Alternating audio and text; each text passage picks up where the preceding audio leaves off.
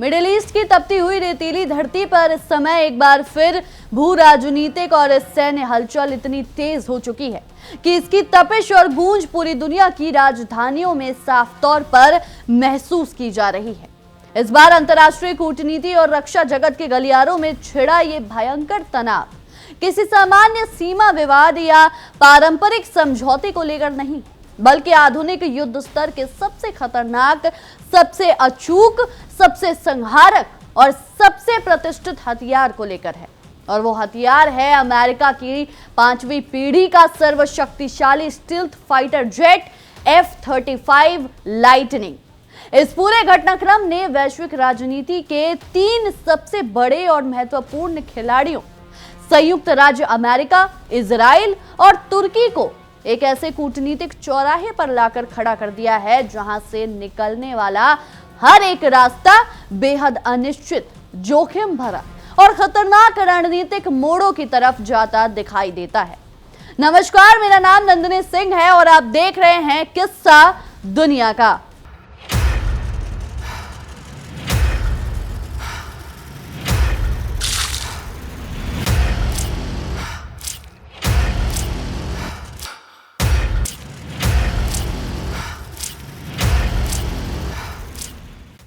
एक तरफ महाशक्ति अमेरिका के राष्ट्रपति डोनाल्ड ट्रंप हैं, जो पूरी दुनिया के समीकरणों को अपने खास बिजनेस माइंडसेट और अमेरिका फर्स्ट की व्यावहारिक नीति के चश्मे से संचालित कर रहे हैं। वो तुर्की के साथ पिछले कुछ वर्षों से बिगड़े हुए और ठंडे बस्ते में पड़े रिश्तों को एक नई ऊर्जा देने और एक बहुत बड़ी मल्टी बिलियनर डॉलर की डिफेंस डील को दोबारा जिंदा करने की भरपूर कोशिश में जुटे हैं। लेकिन दूसरी तरफ इजराइल के प्रधानमंत्री बेंजामिन नेतन्याहू हैं, जिनका गुस्सा, हताशा और चिंता इस समय 7वें आसमान को छू रही है। वजह क्या है? नेतन्याहू ने ट्रंप के इस संभावित रणनीतिक फैसले पर बेहद तीखी, आक्रामक और बेबाक शब्दों में अपनी प्रतिक्रिया दर्ज कराई। उन्होंने कूटनीतिक शिष्टाचार और औपचारिकताओं को पूरी तरह से किनारे रखते हुए वॉशिंगटन और व्हाइट हाउस से सीधा और बेहद असहज करने वाला सवाल पूछ दिया है कि आखिर अमेरिका एक ऐसे देश को दुनिया के सबसे एडवांस लड़ाकू विमान क्यों बेचने की तैयारी कर रहा है, जिसके राष्ट्राध्यक्ष सरेआम अंतर्राष्ट्रीय मंचों से इजराइल के वजूद को मिटाने, उसको नेस्तनाबूद करने और दुनिया के नक्शे से साफ करने की खुली धमकियां देते हैं। आज के इस बेहद विस्तृत और विशेष विश्लेषण में हम इसी पूरे विवाद की परत दर परत पड़ताल करेंगे। हम गहराई से समझेंगे कि कैसे एक सिंगल फाइटर जेट डील ने अमेरिका और इजराइल जैसे दशकों पुराने अटूट और ऐतिहासिक सहयोगियों के बीच गहरे अविश्वास की दरार पैदा कर दी है, और कैसे ये रक्षा सौदा पूरे मध्य पूर्व में पहले से ही सुलग रहे बारूद के ढेर पर एक बहुत बड़ी चिंगारी सुलगाने का काम कर सकता है। आइए बताते हैं आपको इस पूरे विवाद के मूल कारणों को समझने और इसके आने वाले समय में होने वाले दूरगामी परिणामों का सटीक आकलन करने के लिए हमें उस हालिया घटनाक्रम पर बारीकी से नजर डालनी होगी, जिसने तेल अवीव में इजराइल के शीर्ष सुरक्षा और रणनीतिक तंत्र के भीतर भारी खलबली और घबराहट पैदा कर दी है। राष्ट्रपति ट्रंप का यह बयान सिर्फ कूटनीतिक शिष्टाचार या नाटो समिट के औपचारिक भाषण तक सीमित नहीं है। उन्होंने असली वैश्विक धमाका तो दोस्तों तब किया जब उन्होंने F-35 लड़ाकू विमानों की रुकी हुई सप्लाई का जिक्र छेड़ दिया। ट्रंप साहब ने बड़े स्पष्ट रूप से कहा कि F-35 एक बेजोड़, लाजवाब और बेहद शक्तिशाली फाइटर जेट है और अमेरिका निश्चित रूप से इसे तुर्की को बेचने के विचार पर बहुत गंभीरता से पुनर्विचार कर रहा है। इसके साथ ही उन्होंने तुर्की के राष्ट्रपति को एक और बड़ा और अभूतपूर्व आश्वासन देते हुए कहा कि अमेरिका बहुत जल्द उन तमाम कड़े आर्थिक और सैन्य प्रतिबंधों को भी पूरी तरह से हटाने जा रहा है जो तुर्की पर रूस से S-400 मिसाइल डिफेंस सिस्टम खरीदने की वजह से लगाए गए थे। ट्रंप का इसके पीछे तर्क बहुत सीधा और व्यावसायिक था कि वो अपने मित्र राष्ट्रों पर लंबे समय तक प्रतिबंध लगाकर उन्हें खुद से दूर नहीं रखना चाहते और ना ही अमेरिकी रक्षा उद्योगों को होने वाले वित्तीय नुकसान को और बढ़ाना चाहते हैं। जैसे ही डोनाल्ड ट्रंप ने ये शब्द अंतर्राष्ट्रीय मीडिया के माध्यम से दुनिया के सामने प्रसारित किए, इजरायली सत्ता और सैन्य कमान के गलियारों में तो जैसे हड़कंप ही मच गया। नेतन्याहू ने साफ और कड़े शब्दों में दुनिया को चेतावनी दी कि यदि अमेरिका ने तुर्की को F-35 विमान सौंपने की दिशा में एक कदम भी आगे बढ़ाया तो इससे पूरे मिडिल ईस्ट का सैन्य और रणनीतिक संतुलन पूरी तरह से तहस नहस होकर रह जाएगा। नेतन्याहू ने एक बेहद महत्वपूर्ण और बड़े इंटरव्यू के दौरान इस बात का भी खुलासा किया था कि यह मामला कितना गंभीर और नाजुक है। उन्होंने बताया कि उन्होंने इस खतरे की गंभीरता को भांपते हुए व्यक्तिगत तौर पर सीधे राष्ट्रपति ट्रंप से फोन पर लंबी बात की और उनसे बेहद कड़े कूटनीतिक लहजे में अपील की कि वो इस विनाशकारी और खतरनाक सौदे को किसी भी कीमत पर अपनी अंतिम मंजूरी बिल्कुल ना दे। नेतन्याहू के इस छटपटाहट, गंभीर चिंता और गुस्से के पीछे बहुत ठोस ऐतिहासिक, रणनीतिक और व्यावहारिक कारण मौजूद है। उन्होंने पूरी दुनिया के सामने तुर्की के मौजूदा शासन की असलियत को रखते हुए बहुत तीखा तर्क दिया। उन्होंने कहा कि अमेरिका को एक बड़े मुगलते में बिल्कुल नहीं रहना चाहिए कि वो तुर्की को दुनिया की सबसे बेहतरीन और आधुनिक सैन्य तकनीक देकर उसे हमेशा के लिए अपना एक वफादार और आज्ञाकारी दोस्त बना लेगा। तुर्की के राष्ट्रपति रेचेप तैयब की नीतियों, विचारधारा और उनके पुराने बयानों पर सीधा और आक्रामक हमला बोलते हुए नेतन्याहू ने आरोप लगाया कि तुर्की में इस समय एक ऐसी सरकार सत्ता में बैठी है जो पूरी तरह से मुस्लिम ब्रदरहुड जैसी कट्टरपंथी और रूढ़िवादी विचारधारा से प्रेरित और गहराई से प्रभावित है। ये एक ऐसा विचारधारा है जिसके मूल सिद्धांतों और वैश्विक दृष्टिकोण में ही अमेरिका, पश्चिम सभ्यता, आधुनिक लोकतांत्रिक मूल्यों और यहूदी समाज के प्रति गहरी नफरत और विरोध भरा हुआ है। ऐसे में अमेरिका अगर ये सोच रहा है कि वो केवल कुछ अरब डॉलर के विमान बेचकर या पुराने प्रतिबंधों को हटाकर तुर्की को हमेशा के लिए अपने पाले में वफादार पाएगा, तो ये अमेरिकी इतिहास की सबसे बड़ी और आत्मघाती रणनीतिक भूलों में से एक साबित होने जा रही है। अपनी बात को और अधिक विस्तार देते हुए प्रधानमंत्री नेतन्याहू ने उस सबसे संवेदनशील और बुनियादी मुद्दे को छुआ जो सीधे तौर पर इजराइल के अस्तित्व और उसकी सुरक्षा से जुड़ा हुआ है। उन्होंने पूरी दुनिया को और खासकर वॉशिंगटन के नीति निर्माताओं को बहुत कड़ाई से याद दिलाया कि राष्ट्रपति एर्दोआन किसी भी अंतर्राष्ट्रीय या क्षेत्रीय लिहाज से अमेरिका के एक आदर्श, जिम्मेदार या भरोसेमंद सहयोगी नहीं हो सकते। एर्दोआन वो नेता है जो संयुक्त राष्ट्र जैसी बड़ी अंतर्राष्ट्रीय संस्थाओं और सार्वजनिक मंचों से लगातार इजराइल को, जो कि दुनिया का एकमात्र यहूदी राष्ट्र है और मध्य पूर्व में अमेरिकी हितों का पिछले 7 दशकों से सबसे बड़ा और विश्वसनीय स्तंभ है, उसे पूरी तरह से नेस्तनाबूद करने की धमकियां देते आए हैं। गाजा और लेबनान के मोर्चों पर चल रहे हालिया भीषण संघर्षों के दौरान भी तुर्की का रुख पूरी तरह से इजराइल विरोधी, अत्यंत आक्रामक और चरमपंथी संगठनों के पक्ष में रहा है। ऐसे में नेतन्याहू ने चेतावनी भरे लहजे में कहा कि यदि तुर्की की वायुसेना के हाथों में F-35 जैसा अदृश्य, अचूक और बेहद घातक हथियार आ गया तो इसके परिणाम पूरे क्षेत्र के लिए भयानक और विनाशकारी होंगे। दोस्तों, तुर्की इस समय मध्य पूर्व में कोई शांति या स्थिरता स्थापित करने वाली सकारात्मक ताकत नहीं है, बल्कि उसकी नीतियां लगातार आक्रामक, हस्तक्षेपवादी और विस्तारवादी रही हैं। अगर उसे इतनी अपार और आधुनिक सैन्य शक्ति मिल जाती है तो पूरे क्षेत्र के छोटे देशों और खासकर इजराइल को केवल और केवल तुर्की की दादागिरी, मनमानी और सैन्य आक्रामकता का सामना करना पड़ेगा। अब यहाँ हमारे लिए यह समझना बेहद जरूरी हो जाता है कि आखिर F-35 यानी F-35 लड़ाकू विमान को लेकर इजराइल के भीतर इतना ज्यादा खौफ, संवेदनशीलता और कड़ा विरोध क्यों दिखाई दे रहा है। दोस्तों, F-35 कोई सामान्य या पारंपरिक युद्धक विमान नहीं है जिसे आज के समय में साधारण एयर डिफेंस सिस्टम या रडार से आसानी से डिटेक्ट करके हवा में ही रोका जा सके। यह दुनिया का सबसे आधुनिक 5th जनरेशन यानी 5वीं पीढ़ी का स्टील्थ फाइटर जेट है। स्टील्थ तकनीक की सबसे बड़ी खासियत जानते हैं क्या है? इसकी सबसे बड़ी खासियत यह होती है कि यह विमान दुश्मन के सबसे आधुनिक और सघन रडार नेटवर्क की नजरों से पूरी तरह बचकर उसे बिना भनक लगे उसके हवाई क्षेत्र में बहुत अंदर तक दाखिल हो जाता है और अत्यंत सटीकता के साथ उसके कमांड सेंटरों और रणनीतिक ठिकानों पर भारी तबाही मचा सकता है। मिडिल ईस्ट की पूरी भू राजनीति में इजराइल की सुरक्षा और सैन्य रणनीति पिछले कई दशकों से एक बहुत ही बुनियादी और कानूनी सिद्धांत पर टिकी हुई है, जिसे अंतर्राष्ट्रीय रक्षा शब्दावली में हम कहते हैं क्वालिटेटिव मिलिट्री एज, यानी गुणात्मक सैन्य सर्वोच्चता।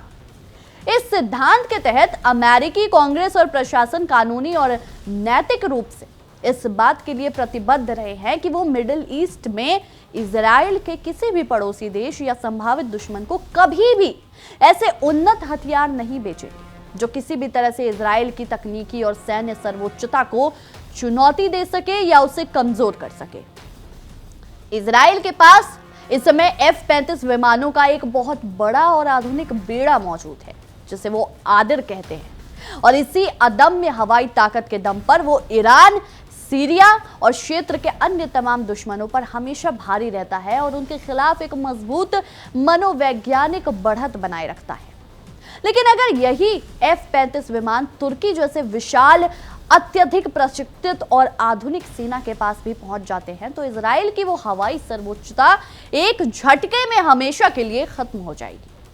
तुर्की की वायुसेना पहले से ही संख्या बल और युद्ध कौशल के मामले में पूरे क्षेत्र में बेहद मजबूत, और अगर उसके शस्त्रागार में F-35 शामिल हो गया तो इजराइल के लिए तो भाई अपने हवाई क्षेत्र की अदम्य सुरक्षा करना और क्षेत्र में अपनी मर्जी से आतंकवाद विरोधी सैन्य ऑपरेशन चलाना लगभग असंभव हो जाएगा।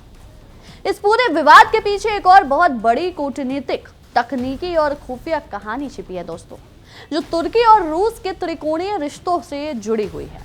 दरअसल डोनाल्ड ट्रंप के ही पिछले राष्ट्रपति कार्यकाल के दौरान तुर्की ने अमेरिका और पूरे नाटो संगठन की सख्त और बार बार दी जाने वाली चेतावनियों को पूरी तरह दरकिनार करते हुए रूस से उसका सबसे आधुनिक और चर्चित एयर डिफेंस सिस्टम मिसाइल यानी S-400 खरीद लिया था। उस समय वॉशिंगटन में पेंटागन, अमेरिकी रक्षा विशेषज्ञों और खुफिया एजेंसियों ने इस पर भारी और तीखी आपत्ति जताई थी। उनका तकनीकी तर्क ये था कि अगर तुर्की एक ही समय में रूसी S-400 मिसाइल सिस्टम को भी अपने देश में ऑपरेट करेगा और अमेरिकी F-35 विमानों को भी उसी हवाई क्षेत्र में रखेगा,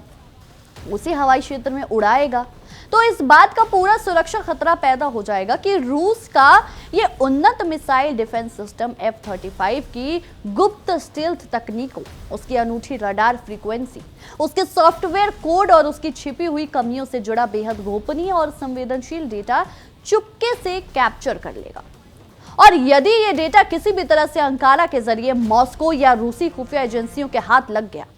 तो रूस और उसके सहयोगी देश F-35 को ट्रैक करने और उसे मार गिराने की अचूक तकनीक बहुत आसानी से विकसित कर लेंगे, जिससे पूरे नाटो देशों की हवाई सुरक्षा और अमेरिका का अरबों डॉलर का ये प्रोजेक्ट हमेशा के लिए खतरे में आ जाएगा।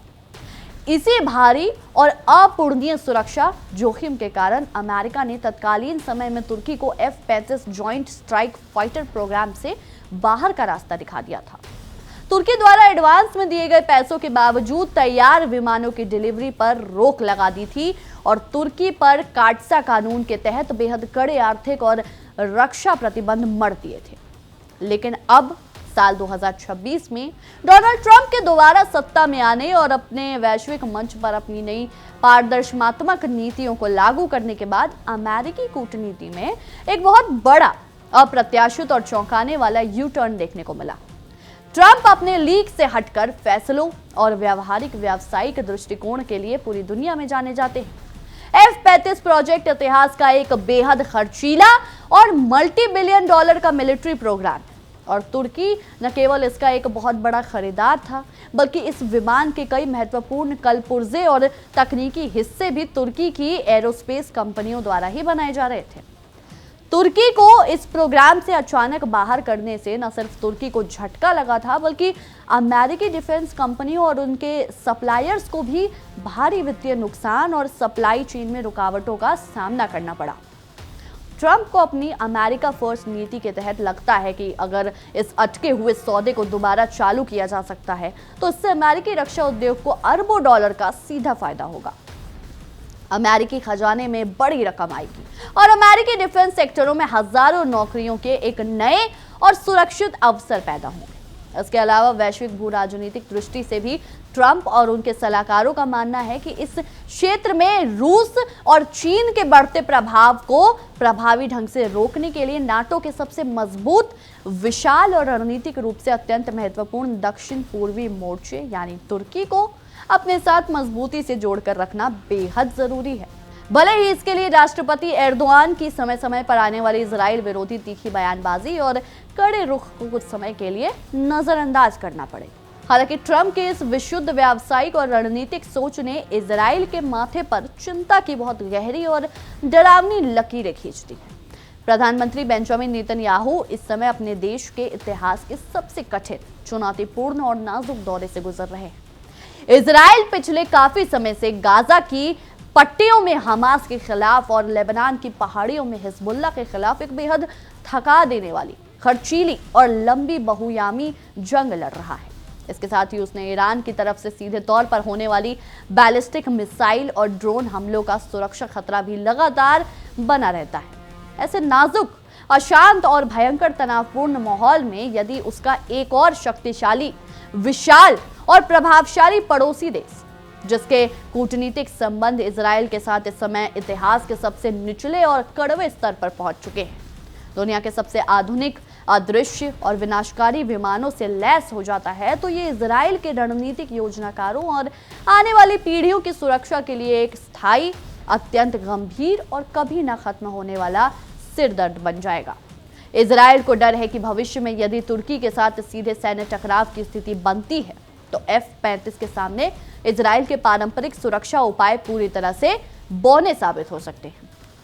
अब आने वाले दिनों में पूरी दुनिया की नजरें वॉशिंगटन के व्हाइट हाउस और पेंटागन पर टिकी होंगी कि राष्ट्रपति डोनाल्ड ट्रंप अपने सबसे पुराने, सबसे वफादार और रणनीतिक रूप से बेहद महत्वपूर्ण मित्र इजराइल की इन गहरी और वास्तविक सुरक्षा चिंताओं को कितनी अहमियत देते हैं। क्या ट्रंप इजराइल के प्रधानमंत्री की इस बेहद तीखी, सीधी और अस्तित्व से जुड़ी भावुक अपील का सम्मान करते हुए तुर्की के साथ इस F-35 लड़ाकू विमान के सौदे से कदम पीछे खींच लेंगे, या फिर वो अपने चित परिचित बेबाक अंदाज में व्यापारिक फायदों, अमेरिकी आर्थिक हितों और वैश्विक कूटनीतिक संतुलन को ज्यादा तरहीज पर रखते हुए राष्ट्रपति एर्दोआन के साथ हाथ मिला लेंगे और तुर्की की वायुसेना को इन आधुनिक विमानों की चाबी सौंप देंगे। अगर ये रक्षा सौदा आने वाले समय में हकीकत का रूप लेता है तो वॉशिंगटन और तेल अवीव के दशकों पुराने, अटूट और ऐतिहासिक माने जाने वाले रिश्तों में एक ऐसी अभूतपूर्व कड़वाहट, अविश्वास और दूरी का दौर शुरू हो सकता है जो आधुनिक इतिहास में पहले कभी नहीं देखा गया। साथ ही ये सौदा मिडिल ईस्ट की पूरी सैन्य बिसात और पावर डायनामिक्स को हमेशा हमेशा के लिए उलट कर रख देगा, जिसके बाद इस पूरे अशांत इलाके में आधुनिक हथियारों की एक नई, अंधी और बेहद खतरनाक होड़ शुरू हो सकती है जो पूरी दुनिया की शांति को खतरे में डाल देगी। फिलहाल के लिए हमारी इस विशेष रिपोर्ट में इतना ही। आपकी इस विषय में क्या कुछ राय है हमें कमेंट सेक्शन में जरूर साझा करें। तब तक के लिए देखते रहिए इंडिया डेली 24/7 और हमारा खास शो किस्सा दुनिया का। देखिए इंडिया डेली 24/7 अब आपकी स्मार्ट टीवी पर। इंडिया डेली मौजूद है सभी डिजिटल प्लेटफॉर्म पर लाइव और लगातार। इंडिया डेली 24/7 हर दिन राष्ट्र को समर्पित।